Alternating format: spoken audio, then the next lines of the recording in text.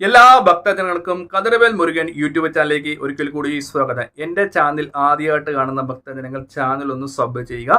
ജ്യോതിഷ സംബന്ധമായ എന്തെങ്കിലും കാര്യങ്ങൾ അറിയാനുണ്ടെങ്കിൽ ഓൺലൈൻ വഴി നിങ്ങളുടെ പ്രശ്നങ്ങൾ പറഞ്ഞു തരുന്നതായിരിക്കും.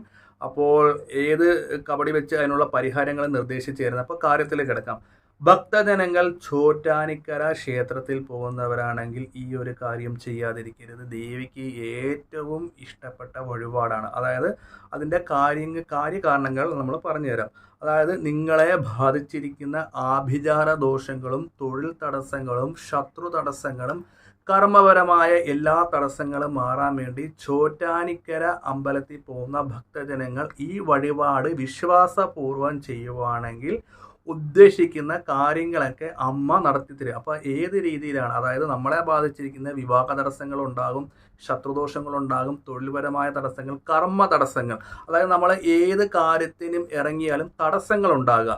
അതായത് ഉദാഹരണത്തിന് നമ്മൾ പുറത്തു പോകുമ്പോഴത്തേക്ക് ഭയങ്കര തടസ്സങ്ങൾ നേരിടുക, വിവാഹ കാര്യങ്ങൾ, അതായത് ജോലി കാര്യങ്ങൾ, നമുക്ക് നല്ല നല്ല കാര്യങ്ങൾ ചെയ്തെടുക്കാൻ പറ്റുന്നില്ല, ബിസിനസ് ഉയർച്ചയിൽ നിന്നും താഴത്തെ ഘട്ടത്തിലേക്ക് പോയിക്കൊണ്ടിരിക്കുന്നത്. അപ്പോൾ ഇവത്തിലെല്ലാം നിന്ന് നമുക്ക് രക്ഷ നേടണ്ടേ അല്ലേ?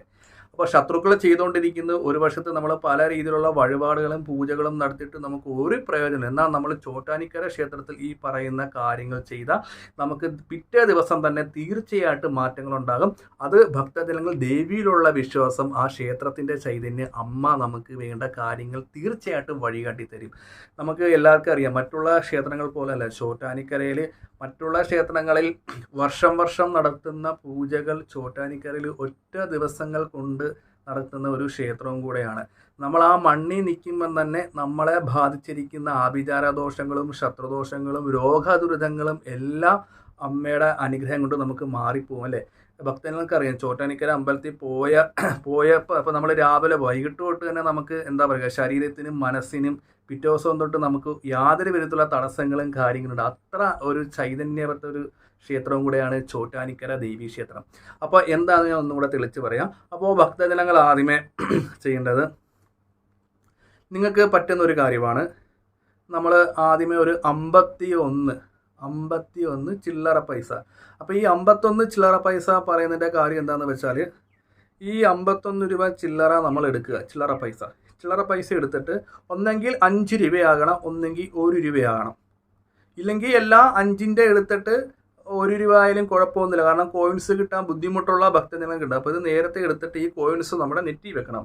നെറ്റി വെച്ചിട്ട് നമ്മൾ ചോറ്റാനിക്കര അമ്മയുടെ രൂപം നമ്മുടെ മനസ്സിൽ വരുമല്ലോ. എന്നിട്ട് നമ്മുടെ പ്രശ്നങ്ങൾ അമ്മയോട് കൃത്യമായ രീതിയിൽ തന്നെ പറയണം. പറഞ്ഞിട്ട് ഈ 1 രൂപ നമ്മൾ 3 തവണ മാറ്റി വെച്ചു. അങ്ങനെ 3 തവണ മാറ്റി വെച്ചിട്ട് നമ്മൾ എന്ത് ചെയ്യണം, ഈ 1 രൂപ ഒന്ന് കണക്ട് ചെയ്യണം. നമ്മൾ പേപ്പറെ പൊതിനോ ഇല്ലെങ്കിൽ കണക്ട് ചെയ്തിട്ട് ചോറ്റാനിക്കരയിൽ നമ്മൾ എന്ത് ചെയ്യണം, ഇത് ഇടുന്നതിനിപ്പുറം പവിഴമല്ലിത്തറയിൽ 7 പ്രദക്ഷിണം, അതായത് 7 വലത്ത് വെച്ചതിന് ശേഷം മാത്രം അമ്മയുടെ, അതായത് ചോറ്റാനിക്കര അമ്പലത്തിൻ്റെ അകത്ത് ഫ്രണ്ടിൽ ഒരു കാണിക്ക ഇരിപ്പുണ്ട്. ഈ കാണിക്കയിൽ നമ്മുടെ പ്രശ്നങ്ങൾ പ്രാർത്ഥിച്ച് അമ്മയ്ക്ക് സമർപ്പിക്കുക. അപ്പോൾ ഈ നാണയം നമ്മുടെ ശരീരത്തെ ബാധിച്ചിരിക്കുന്ന വെള്ളിയുടെ നാണയങ്ങൾ, അതായത് ആഭിചാര ദോഷങ്ങളും ശത്രുദോഷങ്ങളും എല്ലാ ദോഷങ്ങളും നെഗറ്റീവ് എനർജികളും വലിച്ചെടുക്കും അല്ലേ? അത് കറക്റ്റായിട്ടുള്ള ഒരു സയൻസും കൂടെ ഇതിനകത്ത് ഉൾപ്പെടുന്നുണ്ട്. അതുകൊണ്ടാണ് ഞാൻ പറയാൻ, നെറ്റിക്ക് ഇത്രയും കാര്യങ്ങൾ 51 രൂപ അമ്മയുടെ ഫ്രണ്ടിൽ നമ്മൾ കാണിക്കുന്നുണ്ട്. ആ കാണിക്കയിൽ നമ്മൾ പ്രാർത്ഥിച്ച് ഇട്ടാൽ മതി. ഇട്ടതിന് ശേഷം നമ്മൾ ഇനി അങ്ങോട്ടുള്ള കാര്യങ്ങൾ ഭക്തജനങ്ങൾ വളരെ പ്രത്യേകം ശ്രദ്ധിക്കണം. അതായത് നമ്മൾ ആദ്യമേ നമ്മൾ ചോറ്റാനിക്കരയിൽ കയറരുത്. നമ്മൾ പവിഴമല്ലിത്തറയിൽ 7 പ്രദക്ഷിണം വെച്ച് നമ്മുടെ പ്രശ്നങ്ങൾ പ്രാർത്ഥിച്ചതിന് ശേഷം മാത്രമേ നമ്മൾ ചോറ്റാനിക്കരമ്മയ്ക്ക് ഈ നാണയം സമർപ്പിക്കാവുള്ളൂ. ചോറ്റാനിക്കരയെ തൊഴുത് ഇറങ്ങിയതിന് ശേഷം ശിവന്റെ നട ശാസ്താവിനൊക്കെ നടന്നിട്ട് നമ്മൾ താഴെ കീഴ്ക്കാവിൽ ചെയ്യേണ്ടത് ഒരു കുങ്കുമം. എൻ്റെ അഭിപ്രായത്തിൽ നമ്മൾ പൂജാക്കടയിലൊക്കെ കാണും. ആ പൂജാക്കടയിൽ നിന്ന് കുങ്കുമം മേടിച്ചിട്ട് ഒരു 7 പ്രദക്ഷിണം, കാരണം മേളിൽ നമുക്ക് വലത്ത് വെക്കാനുള്ള ഇതില്ല, തിരക്ക് ഇതുണ്ട്. അപ്പോൾ താഴെ നമുക്ക് ആൾ കുറവായതുകൊണ്ട് നമുക്ക് വലത്ത് വെക്കാൻ പറ്റും. 7 പ്രദക്ഷിണം, അതായത് 7 വലത്ത് വെച്ച് കീഴ്ക്കാവിലമ്മയ്ക്ക് കുങ്കുമം കൊടുത്ത് നമ്മുടെ പ്രശ്നങ്ങൾ ദേവിയോട് പറഞ്ഞ് നമുക്ക് സമർപ്പിക്കാം. കുങ്കുമം, അതായത് താഴെ ഇരിക്കുന്നത് ദേവിയാണല്ലോ, ഭദ്രയാണല്ലോ. അപ്പോൾ ഭദ്രാദേവിക്ക് കുങ്കുമം കൊടുത്ത് 7 പ്രദക്ഷിണം വെച്ച് നടക്കി വെക്കുക. അപ്പോൾ ആ കൂട്ടത്തിൽ തന്നെ നമുക്ക് ശത്രു സംഹാര മന്ത്ര പുഷ്പാഞ്ജലി അവിടെ എഴുതിച്ച് തിരുമേനിയോട് പ്രത്യേകം പറയണം, എല്ലാ കാര്യങ്ങളും തടസ്സമാണ്, ഇത് നല്ല പോലെ ഒന്ന് ചെയ്തു തരാൻ പറയണം.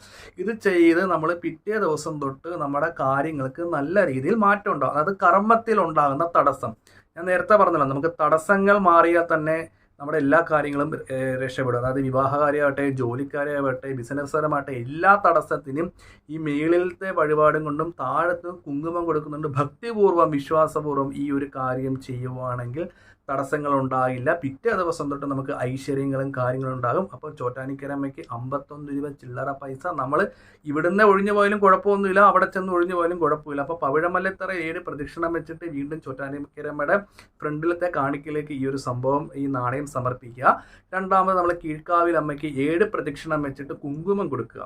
ഇത്രയും കാര്യങ്ങൾ നമ്മൾ ചെയ്യുമ്പോൾ നമ്മുടെ തടസ്സങ്ങളും കാര്യങ്ങളും നമുക്ക് തീർച്ചയായിട്ടും മാറും. അപ്പോൾ ചോറ്റാനിക്കര അമ്പലത്തിൽ പോകുന്ന ഭക്തജനങ്ങൾ ഈ വഴിപാടും കാര്യങ്ങളൊക്കെ ഒന്ന് ചെയ്യുക. വീഡിയോ ഇഷ്ടപ്പെട്ടെങ്കിൽ ലൈക്കും ഷെയറും ചെയ്യുക. ഞാൻ മറ്റൊരു വീഡിയോയിൽ വരുന്നതാണ്.